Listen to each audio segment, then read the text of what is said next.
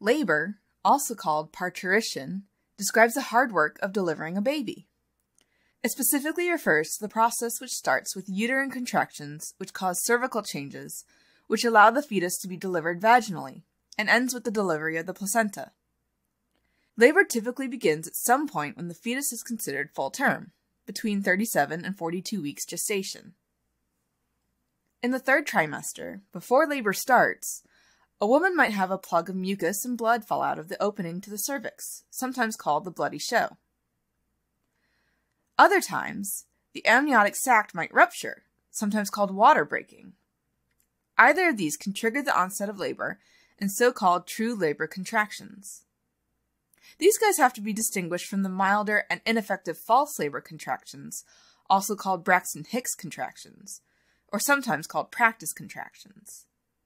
Once they start, true labor contractions progress in frequency, duration, and intensity, and they can feel like waves that build up to a peak intensity and then gradually decrease. The contractions pull on the thick tissues of the cervix, causing it to efface or get thinner, and also dilate or open up. So then, the fetus can leave the uterus and enter the world. From the moment true contractions begin to the baby's delivery usually takes about 12 to 18 hours for a first-time pregnancy, and about half that time for subsequent pregnancies. Although, as any mother knows, this time can vary a lot.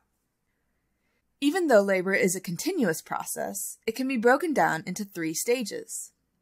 Additionally, this first stage is subdivided into 2 phases. The first phase is the early phase or latent phase, and usually lasts up to 20 hours, or until the cervix dilates to 6 centimeters. At first, there are irregular contractions that occur every 5 to 30 minutes and last about 30 seconds each, causing the cervix to dilate from 0 centimeters to about 3 centimeters, and efface from about 0% to 30%. Then, regular contractions follow. They happen every 3 to 5 minutes and last about a minute or more. And this causes the cervix to dilate from 3 centimeters to about 6 centimeters and efface up to about 80%. This marks the beginning of the active phase of labor, during which the cervix dilates from 6 to 10 centimeters and effaces to 100%. Contractions are very intense, lasting between 60 to 90 seconds each, with only 30 seconds to 2 minutes of rest in between, so sometimes they can even overlap a bit, with one contraction beginning before the previous one is done. Also, the amniotic sac often ruptures at this point if it hasn't already. Now that the cervix is fully dilated, we enter the second stage of labor, and this can be thought of as the pushing stage. During this stage, the critical thing is for the baby, and in particular the baby's head, to navigate through the maternal pelvis, and this depends on the 3 P's: power, passenger, and passage. Power refers to the forceful uterine contractions. Passenger refers to the fetus, and passage refers to the route that the fetus has to travel through the bony pelvis. In fact, the relationship between the baby's head and the bony pelvis is so critical that human babies have evolved with unfused skulls, just so their head can be as large as possible and still successfully and safely make that passage through the pelvis into the world.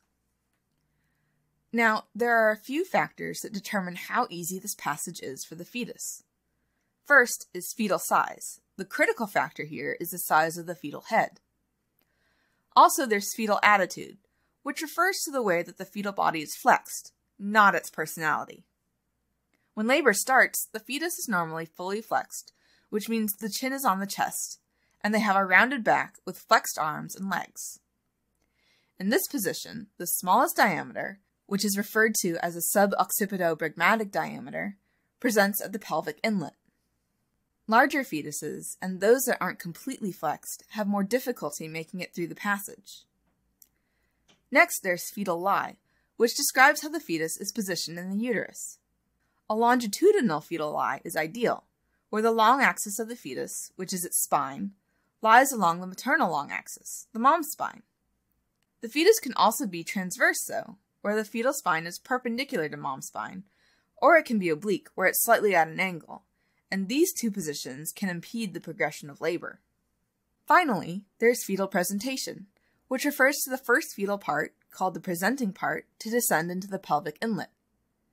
Cephalic, or head first, is the first type, and furthermore, the most common and optimal presentation for easy delivery is a type of cephalic presentation called vertex, which includes complete flexion of the head as well.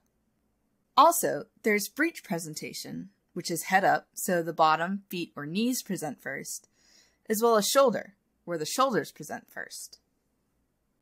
To make it through the passage, the fetus makes several positional changes, which are called cardinal movements or mechanisms of labor. Initially, there's descent, which is a downward movement of the fetus into the pelvic inlet. The degree of descent is called the fetal station, which is described in terms of the relationship of the presenting part to mom's ischial spines. The fetus moves from the pelvic inlet, which is at about -5 station, down to the ischial spines, which is station 0, and this position is called engagement. Then there's flexion, where the fetal chin presses against its chest as its head meets resistance from the pelvic floor. Next, there's internal rotation, where the fetal shoulders internally rotate by 45 degrees so that the widest part of the shoulders are in line with the widest part of the pelvic inlet. After the fetal head passes under the symphysis pubis, which is at about +4 station, there's extension, which is where the fetal head will change from flexion to extension, and then they move to about +5 station and emerge from the vagina. After the delivery of the head, there's restitution, where the head externally rotates so that the shoulders can pass through the pelvic outlet and under the symphysis pubis. And finally, there's expulsion, where the anterior shoulder slips under the symphysis pubis, followed by the posterior shoulder, and then finally followed by the rest of the body. This marks the end of the second stage of labor. The third stage of labor occurs after the baby has been delivered and involves delivery of the placenta.